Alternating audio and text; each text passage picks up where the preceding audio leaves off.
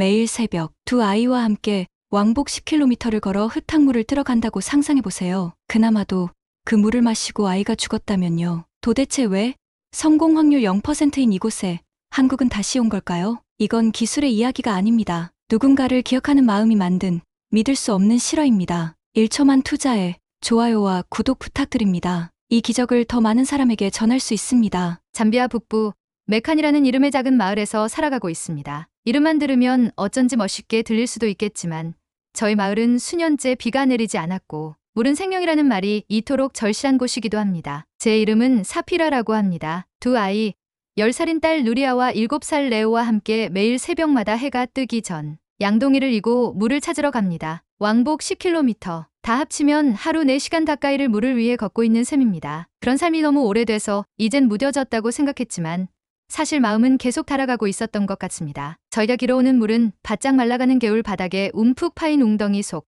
흙탕물입니다. 말라리아를 옮기는 벌레들이 들끓고 어떤 날은 짐승의 배설물도 섞여 있었습니다. 그래도 그 물 말고는 선택지가 없었습니다. 저도 아이들도 모두 그런 물을 먹고 살아야만 했습니다. 메카니 마을엔 여러 나라의 기술팀이 다녀갔습니다. 독일, 프랑스, 남아공, 심지어는 캐나다에서 온 팀도 있었습니다. 다들 거대한 장비를 가지고 와서 마을 중심부의 땅을 파기 시작했습니다. 저희는 기대했습니다. 매번 기대했고 매번 절망했습니다. 몇 미터까지는 잘 뚫린다 싶다가 어느 순간 다들 똑같은 말을 남겼습니다. 안반층이 너무 단단합니다. 장비로는 불가능합니다. 그러곤 가방을 싸고 떠났습니다. 마치 관광이라도 왔다 간 것처럼요. 마을 촌장 코피 씨는 어느 날 회의를 열었습니다. 마을 어른들 전우가 모인 자리였지요. 그 자리에서 그는 이렇게 말했습니다. 이젠 이주를 고려해야 할 때다. 더는 버틸 수 없다. 저는 그 말에 속으로 울었습니다. 이 마을은 제 고향이고 아이들이 태어난 곳입니다. 나무 하나, 바위 하나가 제게는 소중한 기억인데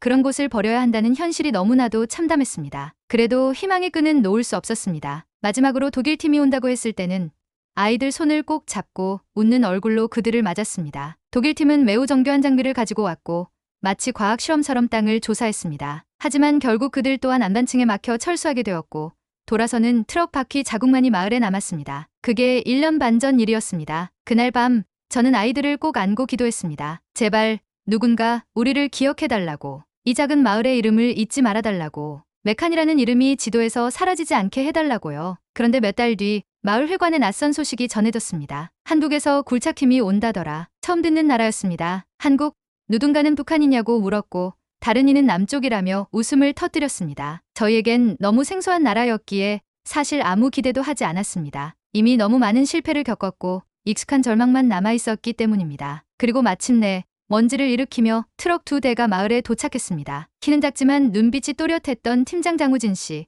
항상 웃음을 띤 젊은 엔지니어 최강현 씨가 차에서 내렸습니다. 그들의 첫인상은 솔직히 평범했습니다. 그냥 또 다른 팀이구나 싶었고 마을 사람들도 시큰둥한 반응이었습니다. 저 역시 말없이 아이들을 안고 그들을 바라봤습니다. 하지만 그들은 조금 달랐습니다. 시작부터 마을 사람들에게 안녕하세요라는 말을 배웠고 저희 말을 어색하게 따라하며 인사를 건넸습니다. 땅을 조사할 때도 땀이 비 오듯 흐르는데도 웃음을 잃지 않았습니다. 처음 며칠은 조용히 장비를 설치하고 데이터를 수습했지만 시간이 지나자 아이들과 함께 축구도 했고 누리아의 찢어진 옷을 바느질해주기도 했습니다. 어느 날은 제 집 지붕에 올라가 빗물이 새지 않도록 고쳐주셨습니다. 굴착 작업은 예상대로 쉽지 않았습니다. 10일 동안 시도했지만 또다시 단단한 바위층에 막혔습니다. 모두가 지켜보는 가운데 장우진 씨는 조용히 말했습니다. 죄송합니다. 장비로는 지금 당장은 어렵습니다. 전 그 순간 또 하나의 절망을 맞이한 줄 알았습니다. 하지만 그들은 달랐습니다. 철수 전날 밤 마을 광장에 작은 모닥불을 피우고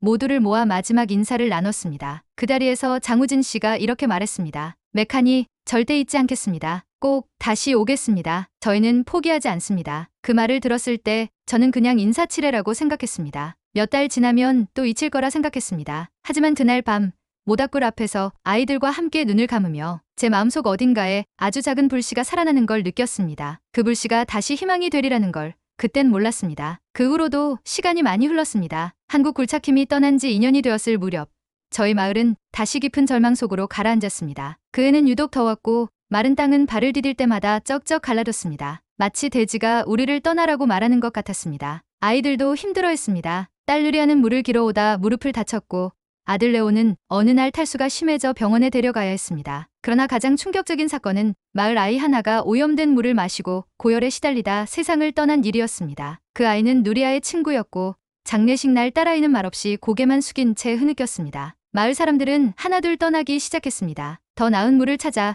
혹은 더 나은 삶을 찾아 도시로 가는 사람들이 늘었습니다. 심지어 촌장 코피 씨도 이주를 준비하고 있었습니다. 그 모습에 마음이 무너졌습니다. 저는 정말 마지막까지 이 마을을 지키고 싶었습니다. 하지만 저희 가족도 더는 버틸 수 없었습니다. 누리아와 레오가 자라는 동안 적어도 하루 한 번은 깨끗한 물을 먹을 수 있길 바랐습니다. 그래서 짐을 꾸리기 시작했습니다. 떠나기 하루 전 아이들과 마지막으로 우물터로 향했습니다. 사실 더는 물이라 할 수도 없는 곳이었습니다. 남은 건 젖은 흙뿐이었고 양동이로 긁어 모으듯 흙탕물을 담아야 했습니다. 그런데 그때였습니다. 먼지 자욱한 마을 입구에서 굉음이 들렸습니다. 그리고 먼지가 걷히자 트럭 2대가 천천히 다가오는 모습이 보였습니다. 처음엔 믿을 수 없었습니다. 그러나 트럭에서 내린 사람들의 모습을 보자마자 저는 두 눈을 의심했습니다. 장우진 씨 그리고 최강현 씨였습니다. 그들이 돌아온 것이었습니다. 정말 돌아왔다는 사실에 눈물이 났습니다. 그리고 그 순간 머릿속을 스쳐 지나갔습니다. 그날 밤 모닥불 앞에서 절대 잊지 않겠다고 말하던 그들의 목소리가 말입니다. 이번에는 그때보다 훨씬 큰 장비들과 더 많은 인원들이 함께했습니다. 한국에서 새로운 방식의 굴착 기술을 개발했다며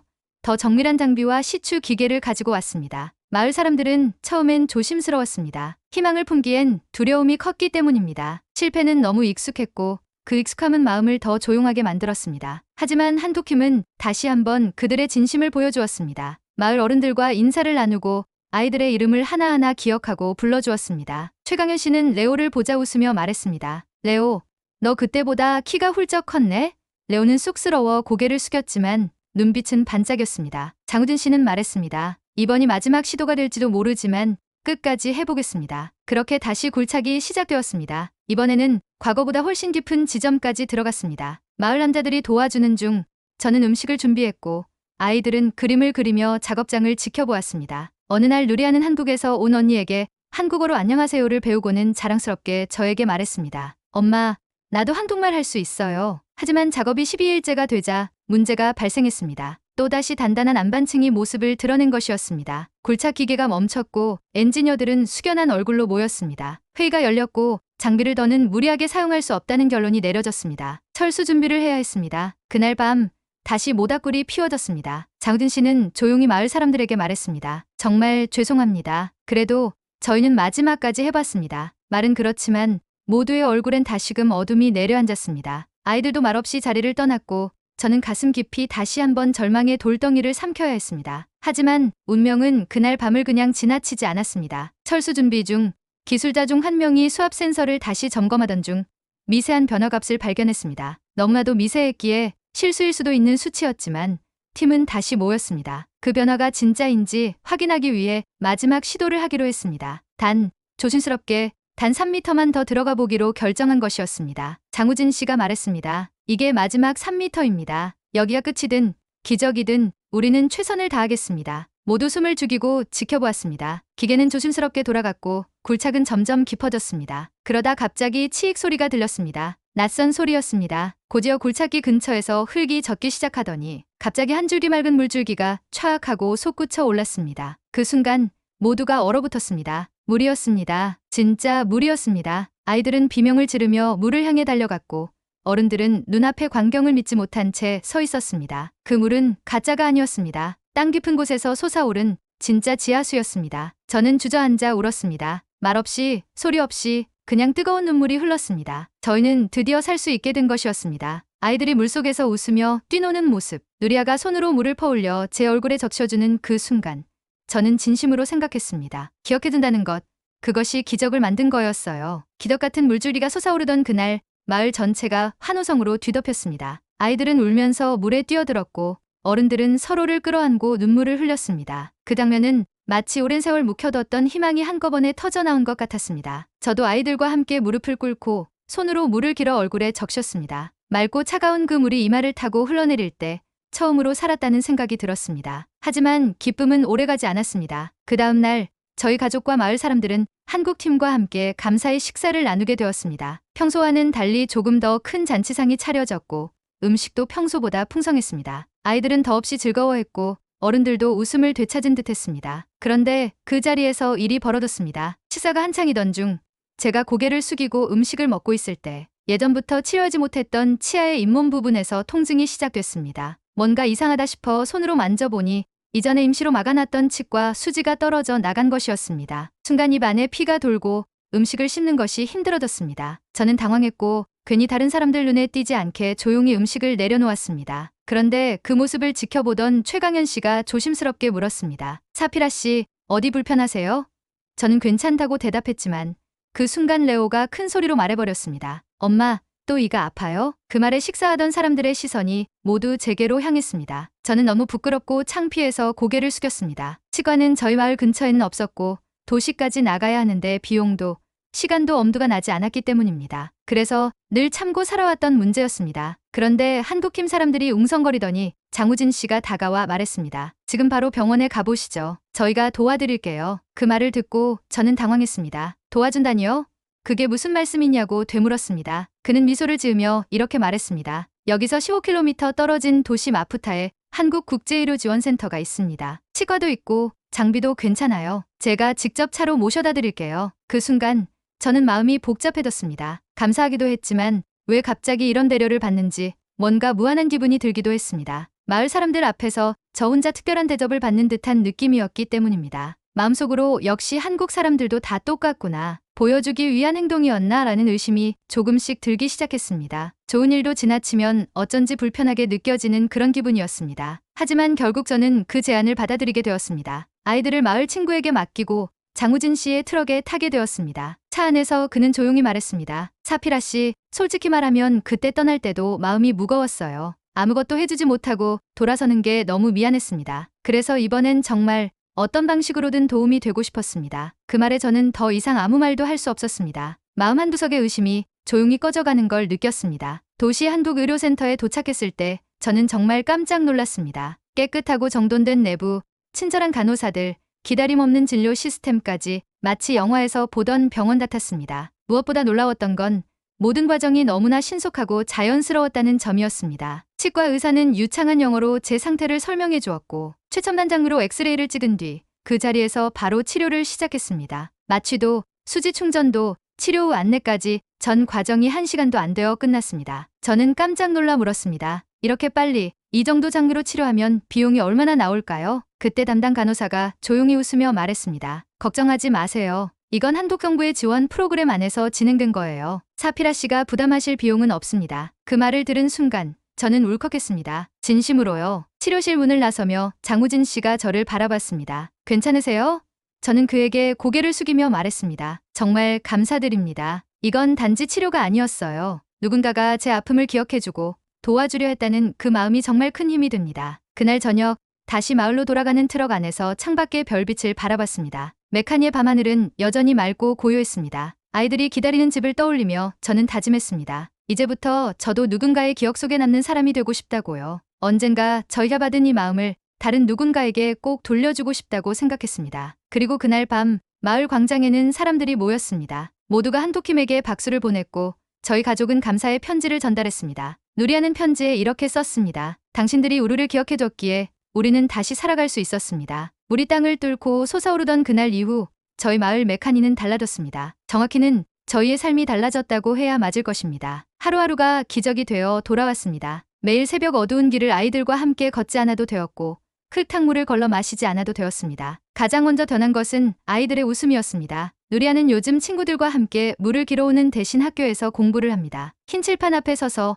선생님처럼 친구들에게 단어를 설명해주며 웃는 모습을 보면 가슴이 벅차오릅니다. 레오는 여전히 나무 조각을 깎아 파이프나 드릴처럼 만들고 어깨에 장난감 도구를 맨 채 우물 옆을 돌아다닙니다. 장우진 씨처럼 굴착기사가 되겠다는 말은 장난이 아니었습니다. 제 아들이 누군가에게 희망을 주는 사람이 되고 싶어 한다는 사실이 저를 울게 했습니다. 저는 요즘 하루하루를 더 부지런히 살고 있습니다. 우물 옆의 꽃밭은 점점 더 풍성해지고 사람들은 물을 뜨기 전 꽃을 바라보며 한숨을 돌립니다. 모두가 힘든 시간을 버텨낸 만큼 이 평범한 순간들이 더 소중하게 느껴지는 것 같습니다. 한 번은 마을의 한 아주머니가 우물 앞에서 저에게 말했습니다. 사피라, 이 물은 그냥 물이 아니야. 이건 우리가 살아있다는 증거야. 그 말에 저도 모르게 눈물이 났습니다. 이제 눈물이 쏟아져도 슬퍼서가 아니라 마음 깊이 감동해서 흘리는 눈물입니다. 예전엔 절망 때문에 울었지만 이제는 감사와 기쁨 때문에 울고 있습니다. 얼마나 큰 변화인가요? 단지 물 한 줄기로 이렇게까지 삶이 뒤바뀔 수 있다는 것을 저희는 몸으로 배웠습니다. 장우진 씨와 최강현 씨를 비롯한 한독힘은 그 후로도 몇 차례 마을을 방문했습니다. 우물 유지 보수를 점검하고 사용법을 교육해주기 위해서였습니다. 그들은 약속을 지킨 것에 만족하지 않고 끝까지 함께해 주었습니다. 처음에는 어색해하던 마을 어른들도 이제는 그들을 보면 웃으며 손을 흔듭니다. 아이들은 그들에게 붙여준 별명으로 부릅니다. 장우진 씨는 물 아저씨, 최강현 씨는 웃는 형입니다. 제가 가장 인상 깊었던 순간은 마지막 방문날 그들이 남긴 메시지였습니다. 우물 옆에 작고 단단한 석판 하나가 세워졌고 거기엔 한국어와 영어로 그리고 저희 마을 언어인 마쿠아어로 이렇게 적혀 있었습니다. 우리는 여러분을 기억합니다. 이 기억이 다시 여러분을 살게 하길 바랍니다. 그 문구를 읽고 저는 가슴이 먹먹해졌습니다. 이 우물은 단지 기술의 결과물이 아니었습니다. 그건 분명했습니다. 이건 기억의 결과였습니다. 한독힘은 수많은 실패를 지나치지 않았고 이 작은 마을을 잊지 않았습니다. 그들의 기술보다 더 위대했던 것은 바로 그 마음이었습니다. 포기하지 않고 다시 돌아온 것. 그것이 저희에겐 가장 큰 기적이었습니다. 그 이후로 메카니 마을엔 더 이상 이주 이야기가 나오지 않습니다. 오히려 다른 마을에서 사람들이 이사를 오기도 했고 학교와 진료소도 다시 운영되기 시작했습니다. 저희 삶이 그렇게 다시 시작된 것입니다. 마지막 밤, 하늘에 별이 쏟아질 듯 가득한 어느 밤이었습니다. 아이들이 잠든 뒤 저는 혼자 우물가로 나갔습니다. 물은 여전히 조용히 그러나 끊임없이 흘러나오고 있었습니다. 손을 적셔 얼굴에 대고 한참을 그대로 서 있었습니다. 그 순간 저도 모르게 속삭였습니다. 우리를 기억해줘서 정말 감사합니다. 그 마음 하나가 저희 모두를 다시 살게 해줬어요. 저는 이제 두렵지 않습니다. 예전엔 내일이 두려웠고 삶이 고통이었습니다. 하지만 이제는 내일이 기다려집니다. 아이들의 미래가 궁금하고 꽃밭에 더 많은 꽃이 피기를 바랍니다. 그리고 언젠가 제 아이들이 또 다른 마을에서 또 다른 메카니를 만들 수 있기를 소망합니다. 한국은 저희에게 단지 우물을 남긴 나라가 아닙니다. 한국은 저희를 잊지 않은 세상에서 유일한 나라였습니다. 그리고 그 기억이 저희 삶의 뿌리가 되었습니다. 기술은 실패할 수 있습니다. 하지만 진심 어린 기억은 절대 실패하지 않습니다. 그것이 바로 이 기적의 시작이었습니다. 여러분은 사피라의 이야기를 어떻게 보셨나요? 모든 나라가 떠났을 때 한국만이 기억을 선택했습니다. 과연 여러분이라면 사피라처럼 끝까지 기다릴 수 있었을까요? 이 감동이 누군가에게 작은 희망이 되길 바랍니다. 좋아요와 구독은 단순한 클릭이 아니라 또 다른 기적의 시작이 될 수 있습니다. 사피라의 이야기에 공감하셨다면 지금 눌러주세요. 감사합니다. 여러분의 K 감동탐험입니다.